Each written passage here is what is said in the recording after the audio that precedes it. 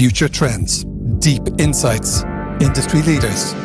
This is the iGaming Next podcast with your host, Pierre Endre. This podcast is brought to you by Pragmatic Solutions, the leading iGaming PAM platform with a modular approach, including many benefits like a fast, secure, and scalable API-based platform, integrated with all major third-party products and services. Make sure you head over to Pragmatic Solutions and join our smart thinking.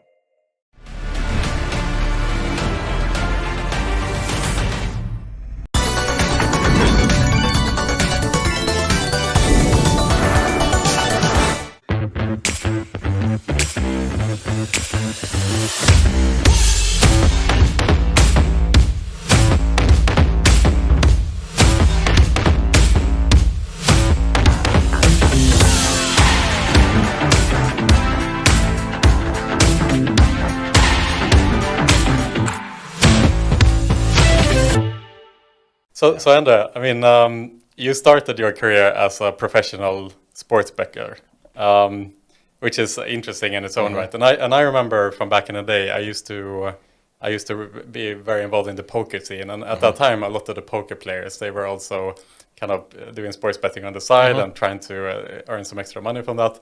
How does it work to be a professional sports bettor? How do you find an edge when you play against the house? So I think you probably need to split it up a little bit. Like the sports betting term is so wide. You have the professionals who are playing on the soft books, which is, a lot of the time, betting differences with Pinnacle or the reference markets. Or you have, at least in my opinion, a bit more maybe a pure form of sports betting, like where you're actually betting into the high liquidity markets. Yeah. So that's what we did. It was probably, it was the reason how I ended up in Malta. It was probably the best decision I ever made. Yeah. So take me back to 2012. It was my brother. He's obviously the reason why I'm in this business as well. He was working with a group of guys. They were placing bets in top European leagues into the Asian markets, and they want to scale the business. So he sent his little brother straight out of university, never had a job, and I was put here to start trading some of the leagues. So we did it like the pure old school way. We were pricing up, 1x2 and Asian handicaps and total over under, and we were betting them pretty hard into the Asian markets. So we did that for 4 or 5 years, and it was definitely the best years of my life, like high highs and low lows. Yeah, because so the variance is insane. Exactly, and even though we had our own models, we did everything, like we never hedged, we never arbed, we took our position and we stuck by it to the bitter end. Yeah. So it was very good fun, and we were probably like 10 guys, and everybody had a piece of the pie. Obviously some more than others. Yeah. But a really, really good group of guys, and we had this like a little bit like us against the world type of thing. Very low profile guys, just like doing our thing, and then we went to Potcheville on Mondays and Tuesdays to celebrate. Not on Fridays. And Saturdays. No, exactly. Then we were working. Then we were working. Yeah. So yeah, but yeah, obviously now it's getting harder and harder. It's less and less liquidity. Obviously, when you want to get on, you want to get on as early as possible, where especially if you have like an edge on the information side of things. But it's even. And how would you find out the information if you're playing a high liquidity games and stuff? What we did, we had connections. We had guys. It was really proper old school grinding. We had guys making previews. Me personally as well. I was watching every single game of a couple of leagues for 3-4 years. I knew this league in and out, more than anyone else. Basically dedicated my life almost to follow a couple of leagues, knew every player. So you were niching yourself to like something very specific, and then the other guys were niching themselves to something exactly else. So we had everybody had their different separate leagues, and we had everything. We had back in the day, obviously, again, now even more information is available. Back then it maybe it wasn't that easy to have injury news, or even to know who was proper suspended, or coaches getting fired or whatever. So it was just like a proper. I remember. I did the Dutch league, so I still have very, very good memories of that. I had a guy that we had on our payroll who was like really, really following it. Reading all the local press, sending us information on a daily basis, and then we took that into our models, and then we obviously used it to compile our own prices, and we were comparing them to the market, and then the bigger the difference, the more we bet. And amazing. Can you remember like any specific game where you find something like very specific that you knew was going to give a really big edge to one of the teams, or one of those moments where you had like? I remember. There was one situation where it was a. So what we did, we obviously had a pre-game position. So we had Asian handicap, home or away, and then we had an over or under position usually. Sometimes we had both. Sometimes we had one or the other, or nothing at all. And I remember I was sitting in the. We had a small office in Norway, and I was home for Christmas. And I think it was the last day before Christmas, and Christopher, who was one of the owners of the company, he was trading the Norwegian league. And if I'm not mistaken, I think it was two teams there, and we had a very clear position on the home team and over, so we were going to have a lot of goals and the home team. And how we usually did it was like if the home team scored early, we would reload in game. So if they scored early, we would hit it again. And we would hit it again. And we were obviously adding data to the feed as we're getting along. So we were adjusting for fight backs and motivation and everything, and everything was game by game. And then they just hammered and hammered and hammered and hammered. And I think they ended up like winning 8-0. And I think that kind of made our Christmas that year. It was like normally you remember the big losses, but this was the big win, and I think it ended 7 or 8-0, and we were just hitting. Oh my god! Yeah, wow, that's a good one. Have you seen there was like on Netflix recently this untold documentary about the referee scandal in the NBA? That's like sport, like someone he was giving out the information. And you know what? On that topic, it's so many dodgy stories as well. From back in the day, especially in those offshore markets and everything. So it's good that the industry is going in the direction it's going. But I remember, there was these. Have you heard about ghost matches? No. So ghost matches it was a phenomenon where somebody was just organizing a football game that never took place. So you had often, in a bit more, remote destinations, often like in Asia or in Africa, they probably paid someone to kind of create the game that took place. Let's say it was a tier 2 team against a tier 2 team somewhere, and then they pretended it was there. They send a scout, and the scout was reporting. That's how they collect the data. You have on every game, you have either live or from TV, you have someone reporting what's going on, like home save, home attack, home danger, home goal. And then that's how the bookies get their information, and that's how they update the odds. And there was sometimes, some of these weird events popped up, and then it was like, because obviously if you give the scout, if you give him a script saying that, after 5 minutes the home team's going to score, and the game was never there. There was no players. They even played like fake fan sounds, and so that the operator should hear it. Had a guy blowing a whistle to pretend to be the ref. All these things. It was crazy. I saw that recently. There was like a scandal for like a Russian Telegram group, and they had created, I suppose, this kind of golf game done in Indian cricket league or something, and they created a whole league or something. Yeah, exactly. It's so much more to this industry than most people are aware of. But I think that's also one of the reasons why this offshore market is turning the way it's turning, because you see that there's not that much money into it anymore. You see the traditional offshore sharp books are also starting to actually limit a little bit now. when I was placing my bets in my leagues, I could get on. Not going to go into details, but whatever I wanted to get on, I could get on a Tuesday, Wednesday when the game was on Saturday. Now you have to wait until game day to get that amount of money on. So it's just less liquidity.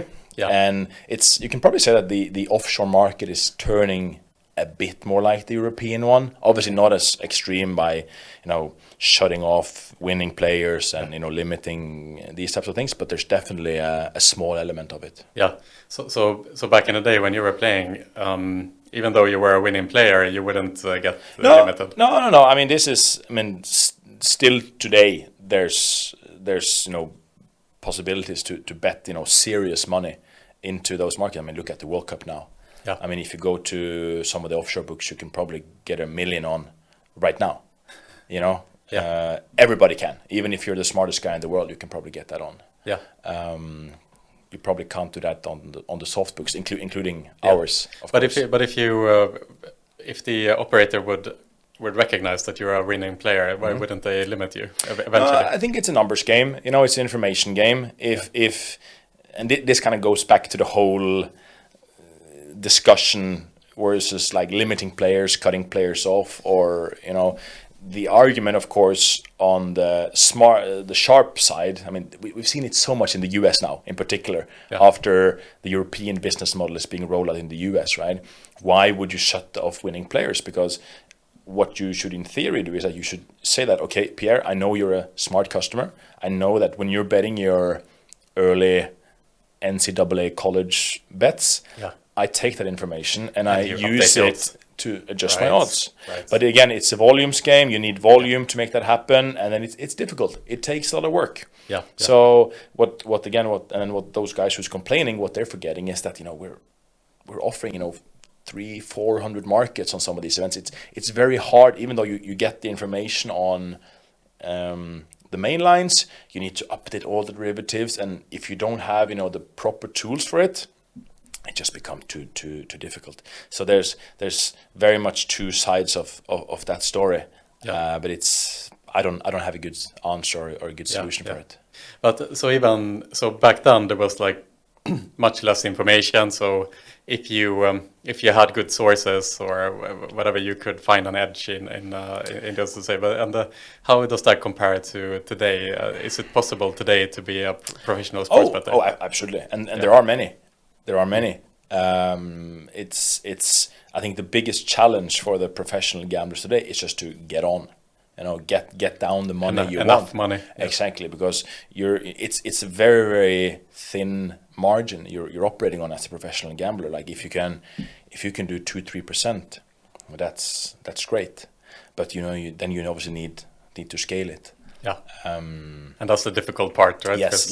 So if you want to do that on the soft books. And when I'm saying soft books, I'm meaning the everybody, most of the operators who are based here in Malta, the ones you see on TV, so to say. Yeah. It's because obviously when you lose your account, you need to get a new account. You need to get your what people do, like they get like their brother's account, their sister's, their grandmother's account, and get shut down. You need to KYC. You need to. It's a proper pain in the ass. And even though there's groups who have specialized in this as well.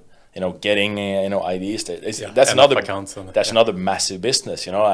Going to universities, buying someone's utility bills for decent money, and then going through bonus abusing. Just like look at Sweden, right? It's a hot market for these types of things. Yeah.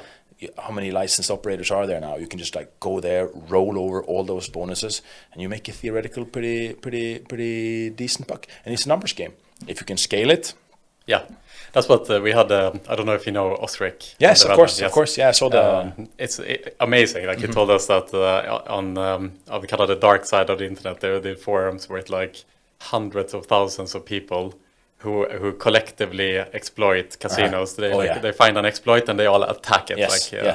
And they said as well, it's all about the numbers game. Like how many accounts can you create that attack this flaw, basically. Yeah, and we see it, from our side as well. On our operator, it's if you do something just a little bit wrong in a setup or configuration of one campaign or a bonus, like bam, you see all the inactive accounts just like bam, hammering like sharks in the water. So it's tough. Not gonna lie. That's for sure, man. You know, I mean, we've known each other for a long time, and cheers, by the way. It's great to have you. Great to have you here. You know, one of the most fond memories I have together with you, Endre, is from a year and a half ago. We were in a basement playing poker together with our friend Tim. Yeah. And it was the wildest gambling experience I've had in my whole life, for sure. Like, there's not even anything that comes close to that. No. Can you tell the story about what happened that night? I'm not sure how much we can. Without mentioning any names. No, I think it's. I remember the evening where I had been out on a team event actually that night. Yeah. I was walking home. And I was walking, and I saw some familiar faces. I was like, "Yeah, you need to come and join this poker game." And I was, a little bit tipsy, and I thought I was going to join like a small 1-1, 1-2 game, which we normally play. Yes. And that's what it was for a little bit of time. Yeah. And then I guess it just escalated. Yeah. I guess that's the correct word. And I think probably some of the biggest pots that was played almost that year. In Europe, for sure, went down on that particular night. I've never seen you as nervous. Actually, I remember you sitting there. You were literally shaking as well. And I was so nervous. It was. I don't know what more to say. It was pretty wild. Okay. Yeah. Okay, so I'll give it from my perspective without mentioning too many names. But basically, we were like playing 1-2 euro cash game. And I think we were buying in like, 300 euro, 400 euro, normal stuff, 200 euro. And we were having a nice friendly game, having a good time. And then this unspoken person sits down at the table. And he looks at everyone, what do you guys have? Okay, it's 400 euro, 500. And he goes, I'll take 15,000, please. 15,000 euro. And everyone looks at him like, what? We have like 400 euro. And then basically he gets dealt a hand, and he just goes all in the dark every hand. So he gets his card and he just pushes the chips in without looking at his cards every single hand, and this goes on for like 5 hours. Mm-hmm. I mean, not just like, let's do it for fun. He went in for 5 hours, and it is impossible to sustain. Obviously, every time, like every hand, someone is going to have something. Mm-hmm. So every time someone calls him, and most of the time someone else wins, so all of a sudden the other stacks on the table start growing. And so my stack, I went up to like, a couple of thousand all of a sudden, and hence, being nervous. And I remember you were winning a lot as well. Mm-hmm. And so then eventually this person, he loses the 15,000. And so he just goes, I'll take 30,000. So he buys in 30,000 euro, on the table. And, now people have quite a lot of money all of a sudden. Like, people are sitting with a couple of thousand. And it's not fun. I mean, it's not fun to look down on your hand and you have like, ace 10 or the ace 9 or something like that. And you're like, 3,000-4,000 euro in front of you. It's like a monthly salary for most people.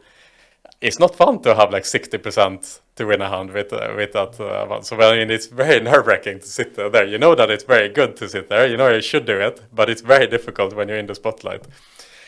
The pots keep growing. He keeps losing and losing and losing. And eventually he ends up in an all-in pot with another player on the table who then had won a lot of money. And I think he was at like, 15,000 or something. And so they go all in, and the pot is now 30,000 euro. And so the other player, he wins. Then like the person who started with very little, he wins. And so we can call the person who is buying in and going all in the dark. We can call him the suit. We can call him, just to make it simple. Okay, so the suit loses. Okay, and then he loads up again. So now they are sitting. So the other player, he's sitting with like 30,000, and the suit is sitting with 30,000, and they end up all in again. So now there's a 60,000 euro pot. 60,000 euro, and we, like a couple of hours ago, we were playing for like 200 euro. Now it's 60,000 euro, all in the dark, and the other guy, he wins again, right? So he has now 60,000 euro in front of him, and the suit, he just goes, I'll I'll buy him for another 60,000, please.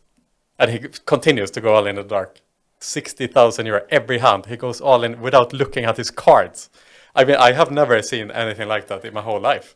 No, I guess he was playing the martingale tactic in poker. Exactly. Eventually, you will win. Yeah. Yeah, and as a player, it starts off with fun and games, but then it very quickly becomes very, very serious. Yes. Because you have there's no playing. There's no flops. No. It's one street poker. Yeah, that's it. It's a gamble. And he kept going. That was the thing. So kept going. Our stack gets bigger, and so now we are at. So the suit, he's sitting with 60,000, and we can call the other guy the jackpot. We can call him. So jackpot, he sits with 60,000, and in poker etiquette, it says that when you win a lot of money, you aren't really allowed to leave the table. It's like you take away too much money on the table. It kind of kills the game. It's really bad poker etiquette. So you kind of have to stay on to play because you have to kind of give the other person a chance to win it back and so on. And so he is not leaving. He's continuing to play. And so the suit is going all in every hand, 60,000. And then comes the hand, like the jackpot guy, he looks at his card and he's like, oh my God. And he says to the suit, like, come on, why don't we play for half? Why don't we do 30,000 each? And the suit just looked at him like, well, are you a pussy? You don't want to gamble? We're here to play poker, We're here to gamble. It's all or nothing. Either you call or you fold. And he's like, yeah, but what if we do 2 flops? No, it's one hand. Either you call or you fold. And the jackpot guy, he ends up calling with ace king. And the suit, I think he had like 6-5 or something. Yeah. So it's ace king versus 6-5. 120,000 euro in the pot. And, ace king is like, whatever, 65%. Yeah. Flop comes a 6. Right? The suit guy, he hits the fucking pair of sixes. And then a turn is the king. Right? And then river is blank. So the jackpot guy, he wins 120,000. That's an apartment that he won. Yeah. You know what I mean? Yeah. And he loaded him for like 400 euro or something. And he won his way up to 120,000. And he started screaming, I won 120K! I won 120K! Oh my God.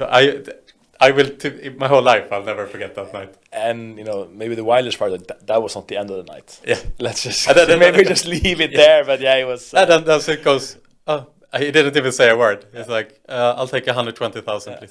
Yeah.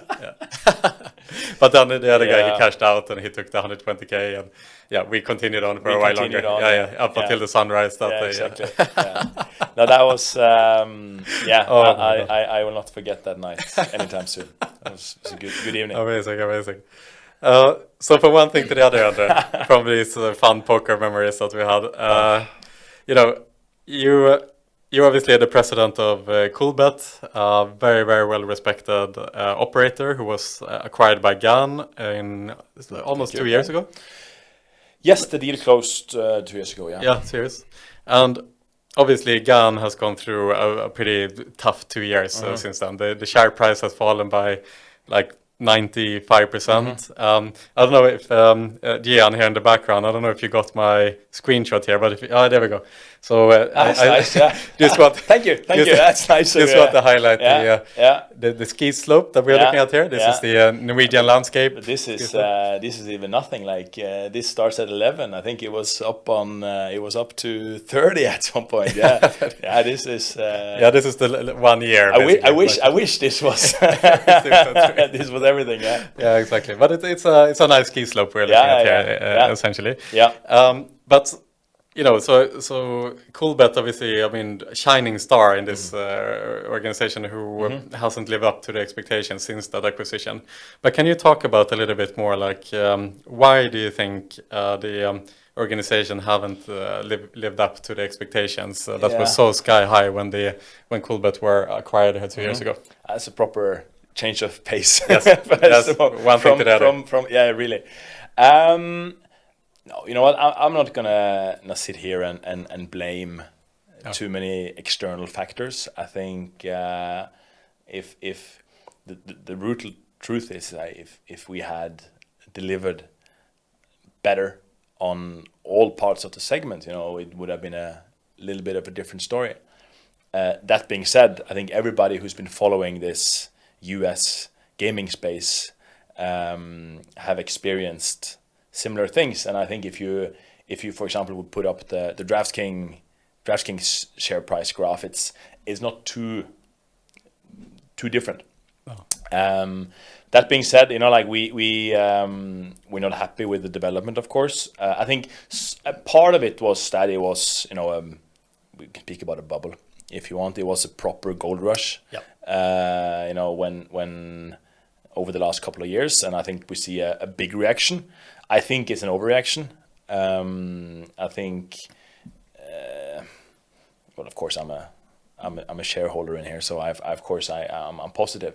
But I truly believe that the general level for the US gaming stocks will recover. I guess maybe one of the bit frustrating parts for us as Coolbet is that we are not a US focused brand. Right. We are a call it the rest of the world focused brand, but we're obviously part of the US company. So we're being measured on our peers, which is DraftKings, Rush Street, the usual suspects. So that's been a challenge for us. But we have a clear strategy internally. We have a strong management. We are really just buckling up and we do what we can, and Coolbet is doing well. We're a healthy business. We're just pushing through. Yeah, absolutely. Yeah, so what is interesting, Endre, as well, you mentioned some other businesses who is kind of come down back to earth a bit as well, and you mentioned DraftKings, but another company that comes to mind is GIG back in the day. So yes, Endre, you had quite a number of years working for GIG, who also went through this journey where the share price crashed, and then now it has recovered. So I suppose my question to you then is, what do you think GAN as a group needs to do to turn things around, like GIG did back in the day when you were there? I'm starting to think maybe I'm the problem. I it's like a Taylor Swift song. Exactly. No, I mean, I think there's obviously being part of the whole GIG journey was extremely valuable. I think for all of us that was there, and also for me personally and professionally, I think we learned a lot about everything, and I'm also learning how to handle swings a lot better. As when I joined GIG, I joined GIG through a acquisition where we were paid in shares, and same thing now with Coolbet. We joined GAN through an acquisition that was partly paid in shares, so you're obviously ending up with quite a lot of money on the line as well. So you're at least, if there's one thing I truly take away from the GIG, is like I know how to handle those 10% daily swings. That's nothing for me anymore. But I think it's impressive what's GIG done. I think they obviously I left now back in 2020. Right. So I'm obviously not familiar with everything that goes on there today, but they really I think they had a stable course. I think the guys there have done a good job. They are focusing. I guess they simplified their business model a little bit. I still think that when they sold the B2C division to Betsson, I think that's probably maybe deal of the decade by Jesper and the guys there. It's like 4 times the EBITDA or something. It was, but they played it smart. I think it was the time of the sign of the times. It was State of the Union. That was they did a good deal there. Yeah. But GIG is very, very solid, and they have a very good media division. And they're still growing their platform. So I think it was just a bit more focus needed, maybe simplified a little bit, and I think they're doing a good job. So for us, it's we have a clear plan. We're working towards that goal every day. Obviously, we're stock listed and everything, so I can't go into too much detail. But I think I'm confident that we're taking some measures. We're trying to do the right thing, and I'm confident that we will bounce back. It must be difficult internally. I mean, you as a leader, and obviously you and potentially others in the company have options in the company, and so for 2 years to see the share price consistently going down is. How does that affect motivation in the team? And like, what do you do as a leader to keep people motivated? Oh, absolutely. I think it's the one biggest challenge I have in my role as well. I think Coolbet traditionally have been extremely good at both customer retention and also employee retention. So a lot of the guys that was there from an early age who had a significant amount of shares, they're still there. So of course, when you're getting acquired, you get paid in some cash, some shares, and then the share price drop. It's very tough for the people. But yeah, I mean, we just need to come up with a plan, communicate it, and then show them that we're actually doing something good here. But it's definitely been tough. But we're working on this every day. I think. I mean, I can go on about tying people together, getting people back in the office, getting, trying to boost the morale, the team spirit. It's all part of it. But I think we just need to kind of regroup a little bit and, get people together and, show that we're having a plan and we're collectively executing it. Absolutely. Endre, we can't do this podcast without mentioning Jan Svensson. So part of the whole drama here in the last year, obviously, was the Coolbet founder, Jan Svensson, who publicly came out and slammed kind of the GAN board and specifically the CEO, Dermot, asking for the resignation. It was a big drama. He laid out, how he has been criticizing the board, how he, was kind of pushed out of the company and so on and so forth. I mean, you worked with Jan for a long time. What did you think of the letter that Jan Svensson published a couple of months ago? Yeah, I mean, it's everybody who knows Jan was like probably reading it. That's like, that's the Jan we know. I mean, I have a lot of respect and admiration for Jan. He's a very, very smart guy, and I still think he has maybe the best gut feeling I've ever experienced in my life, and I learned a lot from working with him. I obviously feel the letter was a little bit unnecessary, and it created a lot of drama internally, and for me personally as well. And there's of course two sides to every story.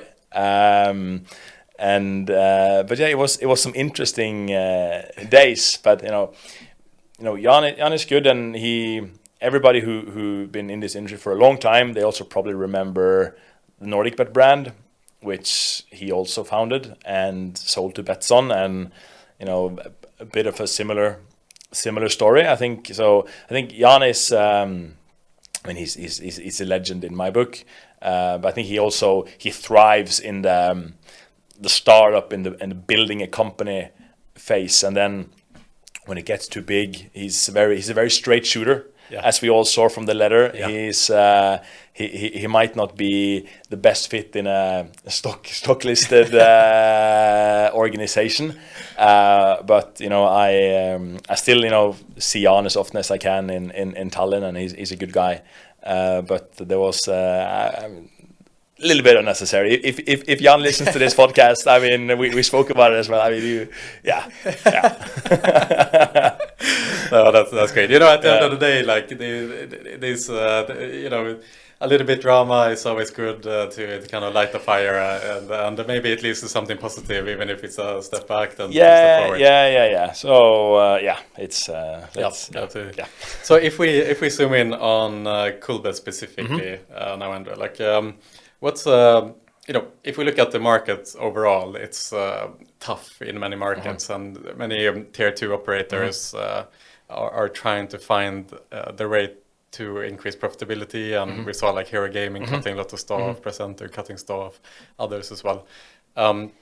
What's your strategy now going into the near future in how you build the Coolbet? Do you see? I mean, you know, again, you're stock listed. You can't build too many secrets here, but how do you see the future of Coolbet in general? I mean, I see it extremely bright. Yes. I think, yeah, of course.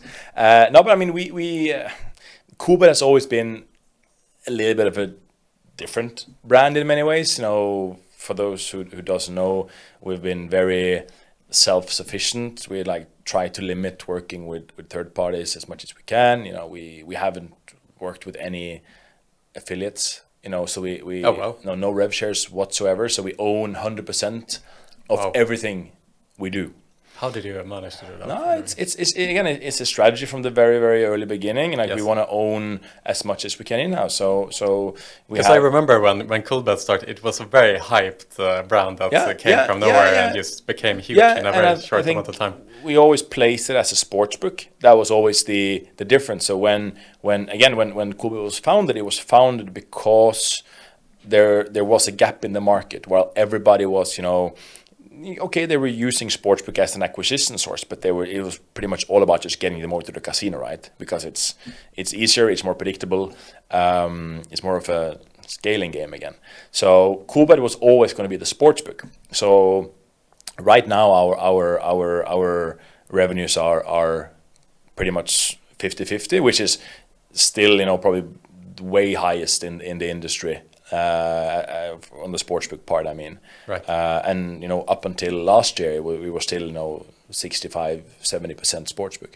So I think that was kind of the unique piece of it. And you know, we were always going to be super aggressive. You know, we have a very, very significant trading team of bookmakers and traders and compilers, a lot larger than anybody else on our size, but it's all part of the strategy for being, you know, more localized. You know, we go in a market and we really push through like a local sports betting offering that nobody could match, and that's kind of how we use a lot of social media, a lot of word of mouth, and that's kind of how the brand spread itself.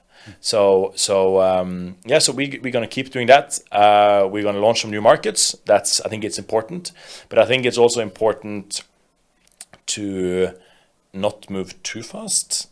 Yes. To also, you know, take a break sometimes and look at optimizing existing markets. And you know, we have been moving quite fast over the last couple of years. So I'm also excited to you know to really take a step back and look at the existing markets and optimize, because there's many things we would like to do. There's many things we know we should do better, and yeah, we're all for it.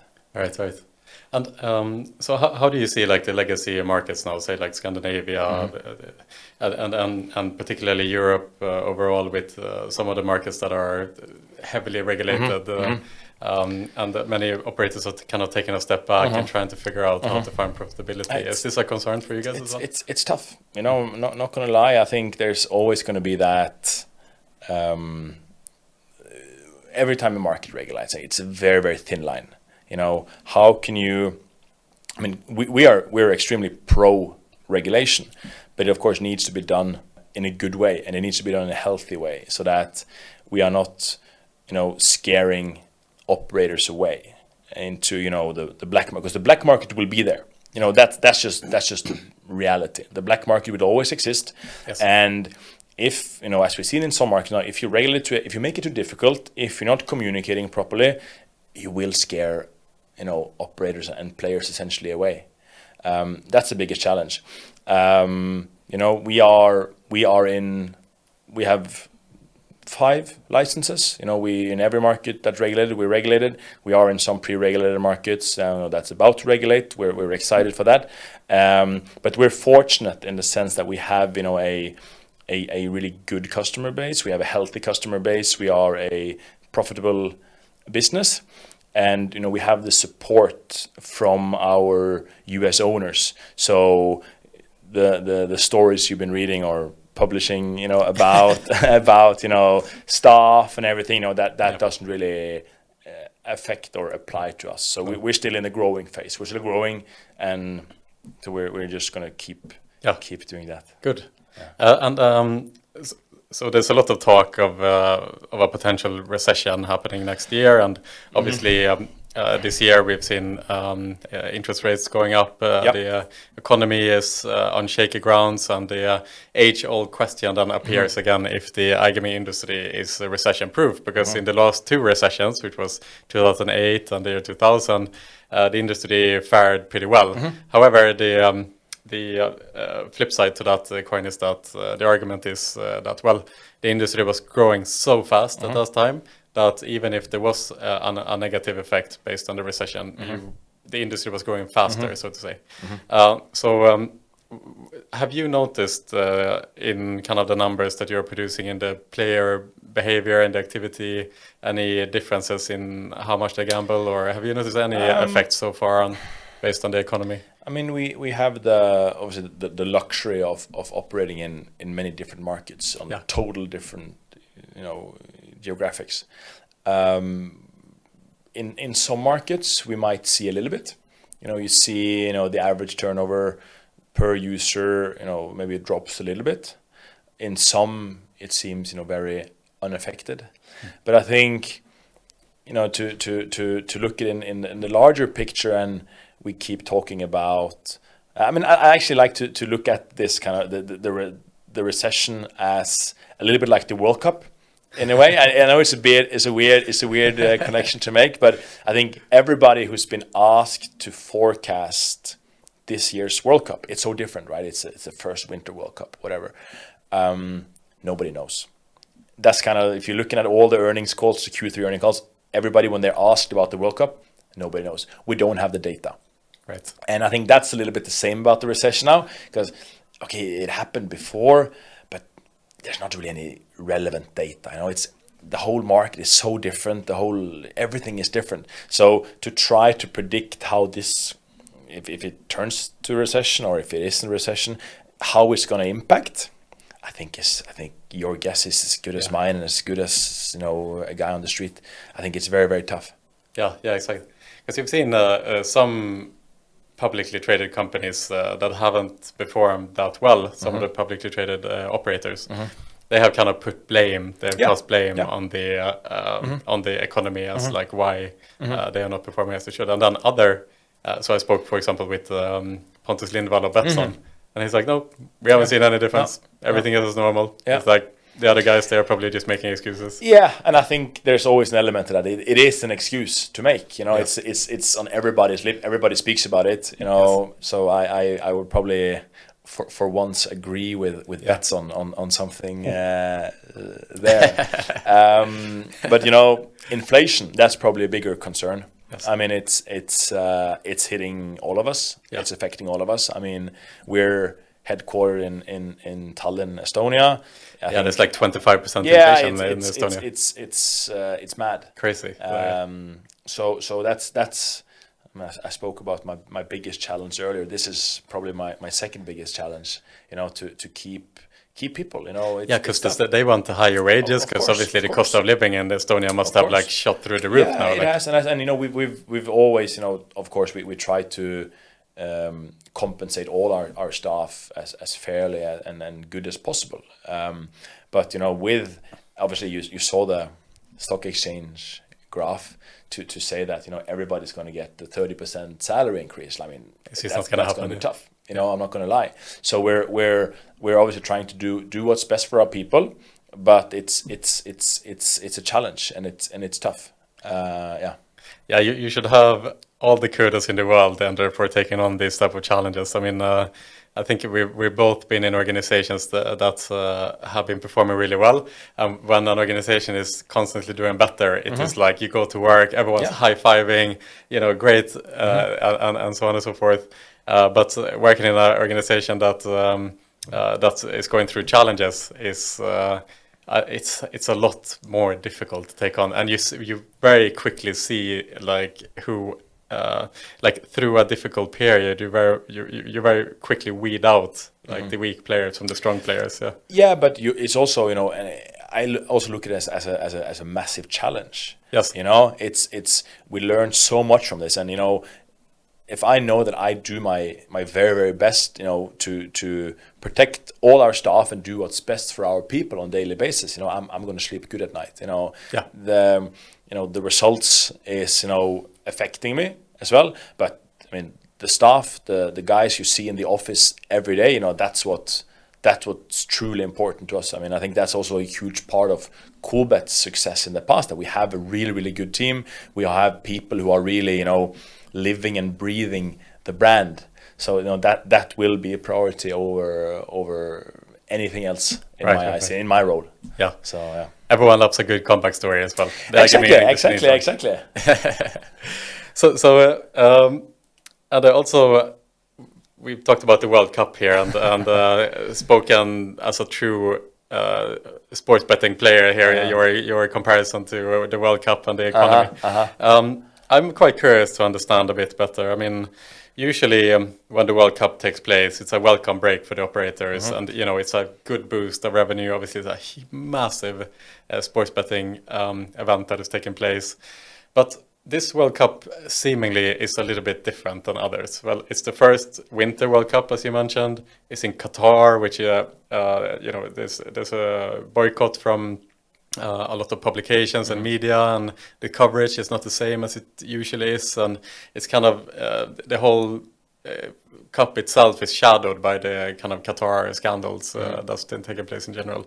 What's your expectations in terms of if you compare the activity sports betting wise compared to the last World Cup or previous World Cup? Do you notice that it is not the same activity as it usually is, or not at all? I think everybody was extremely worried, or if not worried, they were insecure about how this World Cup was going to look. Nobody wanted to comment on it, as we spoke about earlier, but the moment the whistle went up for the first game on last Sunday, we have seen no difference. No. It's literally no effect.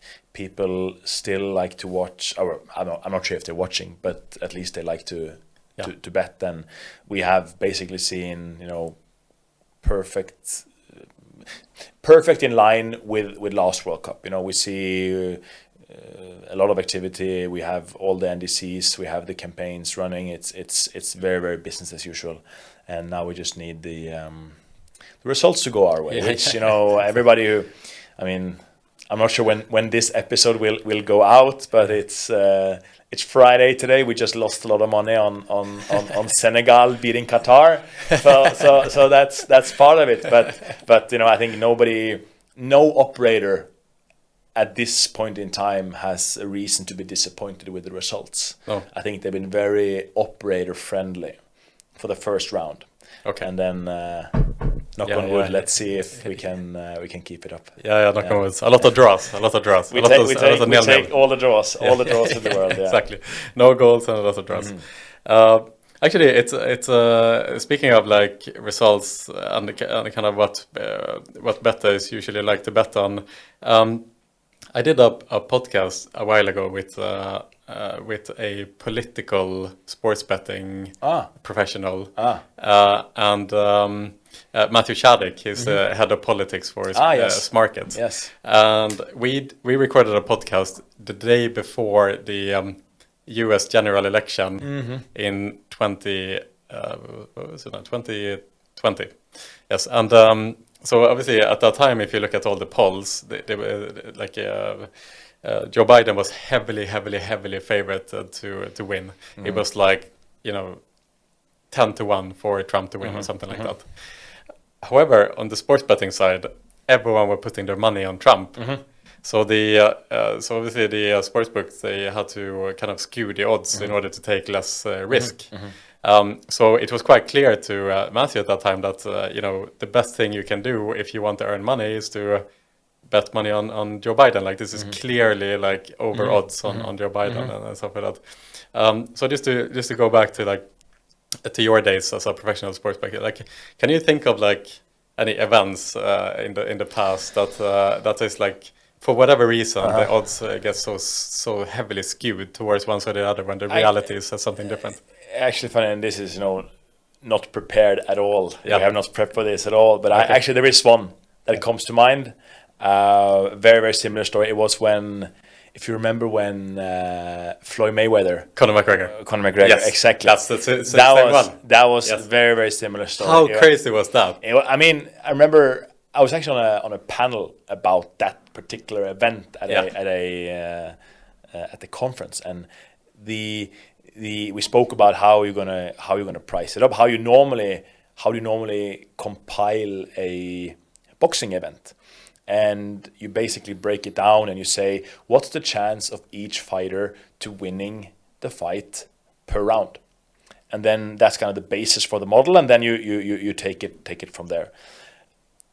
The thing here is like, Conor McGregor never boxed. Yeah. It's like a different sport, and everybody who's, I mean, you know better than ever, like anybody who's been involved with martial arts, boxing and anything else is not comparable. It's like tennis and ping pong. Exactly. So you basically take arguably, you know, the best fighter, boxer. Okay, now this is not my area of this, but like at least one of the greatest of all time. Yeah.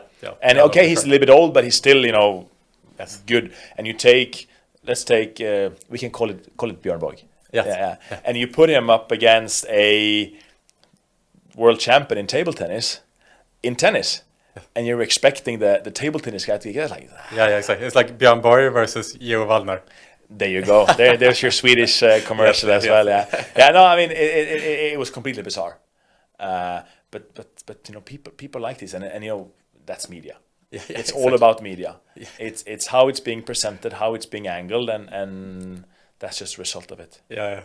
Hilarious that these things happen. Yeah, I mean, people are betting with their emotions, I suppose. Yeah, and of course the bigger the event is, again, going back to actually getting money on an event. But you know, like I think with everything that went down, I think you got like, you know, 120, 130 on Mayweather or something like that. It's basically 20 to 30% interest on your money. That's almost how it felt. And I mean, but to go back to the Biden Trump, I remember that night very, very well, because we had, it was huge, as everybody else, we had so much liability on Trump. But he almost won. Yeah, and I mean, obviously, God. so the tricky with these situations, you will always to some extent rely on the exchanges. You know, the exchanges are probably the closest you get to a source of truth. So you follow your Betfair or whatever, and you look at it, and like at some point it was completely even in the middle of the night. You know, a couple of states went this way, and then all of a sudden Trump is favorite, and then it goes the other way. And you know, I couldn't sleep that night. Because it was that was during 2020 when there wasn't that much sports and stuff. Yes. And Maciej Shadek told me, I don't know if it was the same for you, but he said that this is the biggest sports betting event of the entire year. So I mean, I can, from Coolbet's point of view, until last year's Champions League final between Real Madrid and Liverpool, that was our most popular event ever. Oh my God. In terms of turnover. Oh my God. That is so But I crazy. mean, obviously you have an event that's, I think that market was, you know, open for probably over a year. Yes. Yeah. So, you know, we had people coming in, you know. Yeah, but still. Exchange. Yeah. So that was crazy. And essentially, if Trump would have won that night, it would have been like a disaster for the entire online gambling industry. I probably wouldn't, you know, I wouldn't have had a job. You know, I would have lost my job if that happened. That's the magnitude of that liability. That's so crazy. Yeah. Like Trump could have single-handedly closed down the online gambling industry. Not far from, that was one to remember. Yeah, exactly. I was telling Matthew as well, like, you know, not to be political here, but I'm assuming that you are cheering very much for Joe Biden right now. Yeah, there was a lot of sweaty palms during that night. That's for sure. It was indeed. Oh my God. Last question for you today, Endre, before we kind of start rounding things off here. If there was a 1-versus-1 football game between our dear Zlatan and your dear Erling Haaland, I don't know how you organize a 1-versus-1 football game, but if that were to take place, who would win? I mean, prime shape. Prime. I mean, on a big pitch. Yes. I mean, Holland could just pass the ball by and run, right? No, I mean, this is obviously this comes from our very friendly Norway-Sweden rivalry, right? I mean, I'm a huge Zlatan fan. I've always been, still is. I think his character and what he brings to the team, not only on the pitch, I think it's unmeasurable. But still can't compare with Erling, our golden boy. Yes. So I have to go with my heart here and go with Haaland. Have you heard the love story that Erling told when he went on a date for the first time? No. Have you heard that? I have to find this story here. Let's see. Basically, I'll paraphrase. I'm probably gonna butcher this, but anyway. So Erling Haaland, as most people know, is this like insanely great up and coming football player. He's scoring more goals than the games that he plays, and he's been a machine in the last couple of years here. And he was saying that he went on a date once, like when he went on his first date, and he never like kind of met a girl before. He didn't know what to talk about. And the only thing he thinks about is football. So the only thing he could speak to this girl was like, how many goals do you think I'll score tomorrow? And he was just thinking about goals all the time. And so it didn't work out between the two. And Ella said, I don't play love, I play football. I don't play football, you play love. Yeah. So this doesn't work. Like and Zlatan plays Zlatan. Zlatan plays Zlatan. Zlatan plays Zlatan, yeah. That's obsessed. Yeah, but I think that's also how, if you're looking at the new generation of players, they are, they've been professional athletes since they were like 6-7 years old. Yeah, I think none of them, or a lot of them are extremely obviously serious, but they're not touching alcohol. They've been like raised up in a new age. If you compare it to a bit old schooler footballer. It's very, I mean, again, Norway having a bit of a golden generation now, turning into grown-ups. I think they do nothing outside of football. No. So it's hopefully we can qualify for a championship soon. Yeah. That's the next step. Germany 2024, right? That's the next. We'll be there, Endre. Yeah, see you there. And it's fantastic to sit down with you. This is long overdue. Thank you so much for giving me your time today, my friend. Thanks for having me. It was a pleasure. And kudos to your jacket, by the way. That's thank a fantastic jacket. Thank you. It came at the end of the podcast. Thank you so much. Super.